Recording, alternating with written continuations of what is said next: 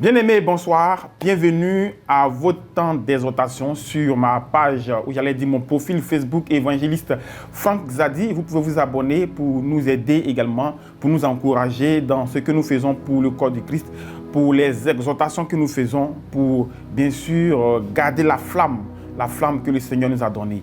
Aujourd'hui, je vais toucher un sujet. Et pour moi, ce sujet, il est important. Je pense que ce sujet est aussi important pour toutes ces personnes qui nous suivent, toutes ces personnes qui sont des chrétiens. Il s'agit de l'humilité. L'humilité est une denrée rare aujourd'hui dans le corps du Christ. Des gens se font humbles alors que c'est une fausse humilité, alors qu'en réalité, ils ne sont pas humbles. L'humilité a foutu le camp. L'humilité a quitté l'église. Au contraire, tout le monde est orgueilleux.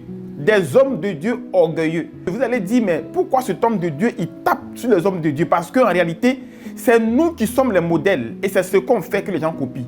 C'est nous qui enseignons les gens. Et par nos mauvaises pratiques, beaucoup de personnes peuvent partir en enfer. Mais des hommes de Dieu dans ce pays ne sont pas humbles.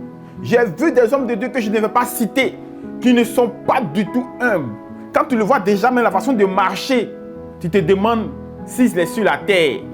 Est-ce qu'il est sur la terre même? Bon, il est sur la terre. Tu te demandes s'il est sur la terre. Regarde-le comment il marche. Il marche d'une manière. Il ne veut même plus approcher les autres, les fidèles qui sont pauvres. Ceux qui l'ont rendu riche par leur offrande et leur dîme. Il ne veut plus les approcher. Il ne veut plus les approcher. Il ne veut plus marcher seul tant que des gens ne viennent pas devant lui pour écarter les gens. Il ne veut plus descendre de sa voiture tant qu'on n'a pas ouvert la porte de sa voiture pour qu'il descende. L'humilité a foutu le camp. Alors que je vous le dis, le plus grand manteau, le manteau devant lequel tous les anges se mettent en genoux, s'appelle le manteau de l'humilité. Mais le manteau de l'humilité est combattu par le manteau de l'orgueil.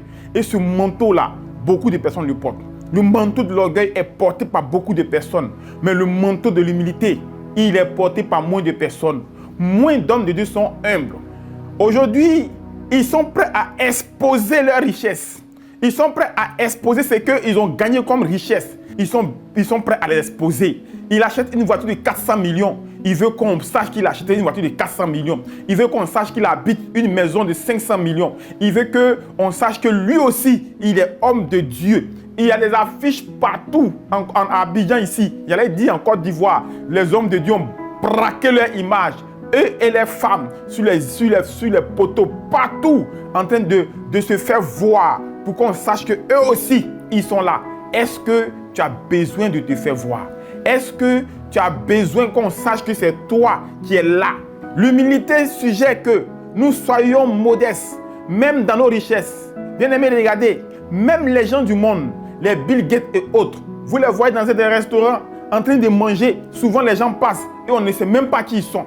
On ne sait même pas que c'est le milliardaire qui est là. On ne sait même pas que c'est le milliardaire Bill Gates qui est assis là. Il est assis tranquillement, dans un vêtement tranquille. Et personne, il ne montre à personne que lui, il est milliardaire. Il se confond à la masse. Mais les hommes de Dieu d'aujourd'hui, ils ne veulent pas se confondre à la masse. Ils sont assis sur des fauteuils à part. Heureusement que certains ont commencé à comprendre. Ils ont commencé à comprendre et ils ont commencé à supprimer les fauteuils des rois qu'ils mettent sur l'autel pour se distinguer du peuple. Ils ont commencé à comprendre et ils viennent s'asseoir avec le peuple. Mais certains non. Ils veulent faire la différence entre eux et leurs fidèles et ceux que Dieu a envoyés pour qu'ils puissent les enseigner. L'humilité a foutu le camp dans l'église. J'ai vu des hommes de Dieu aller faire des travaillements. Qu'est-ce que tu veux montrer? Qu'est-ce que tu veux montrer? Que tu es riche, que tu as l'argent, que tu es milliardaire? Qu'est-ce que tu veux montrer? Il y en a d'autres qui disent que leur voyage coûte 40 millions. Il y en a d'autres qui disent qu'ils vont à classe affaires. Il y en a d'autres, frères, c'est ça qu'on appelle l'orgueil. Beaucoup d'hommes de Dieu sont orgueilleux. D'autres humilient leurs fidèles parce qu'ils n'ont pas fait de bonnes offrandes. Ils humilient leurs fidèles devant les autres. Quel orgueil! Ils ne veulent pas que leurs fidèles les touchent. Quand ils viennent à l'église, ils sont loin. Ils ne veulent pas que les fidèles les touchent. Bien aimé, pour finir, j'aimerais prendre l'image de Jésus. Jésus-Christ était un homme populaire. Jésus-Christ était populaire. Il était populaire parce qu'il faisait des miracles. Il faisait des choses que les gens n'ont jamais fait. Bien aimé, mais lorsque les soldats venaient attraper Jésus, ils ne savaient pas qui était Jésus. Ils ne savaient pas qui était Jésus. Ça montrait l'humilité avec laquelle Jésus vivait. l'humilité avec laquelle Jésus vivait. Jésus était discret. Quand il savait que les gens savaient qu'il était là, quand il savait que les gens savaient qu'il était présent quelque part, il disparaissait tranquillement pour ne pas qu'on le voie. Mais aujourd'hui, si un homme de Dieu voit que les gens sachent qu'il savent qu'il est là, il va se montrer pour qu'on sache que c'est lui. Bien-aimés, soyons humbles, car l'humilité précède la gloire, mais l'orgueil précède la chute. Et que chacun de nous comprenne cette parole. Que le Seigneur vous bénisse et que le Seigneur soit avec vous. Que le Seigneur soit avec vous chez vous, dans vos foyers. Shalom à tous.